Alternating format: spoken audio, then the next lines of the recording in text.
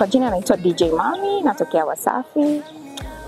Tukimzungumzia mchango wa Miriam Odemba kwenye tasnia nzima ya modeling, kwanza ameleta mchango mkubwa sana. Kwa upande wangu mimi naweza kusema kwamba ameleta mabadiliko makubwa sana, kwa sababu as we know, zamani kuna hizi kazi kama modeling na kazi nyingine vilikuwa vinaonekana kama ni vitu vya uhuni, havina mchango kwenye jamii, lakini kupitia Miriam Odemba ameweza kuleta mawazo tofauti. Imekuwa tena sio kwamba ni kazi ya uhuni, inaonekana ni kazi kama kazi nyingine, ni kitu ambacho mtu anaweza akafanya kwa ajili ya kuendeleza maisha yake na kila kitu. So ameleta mchango mkubwa sana.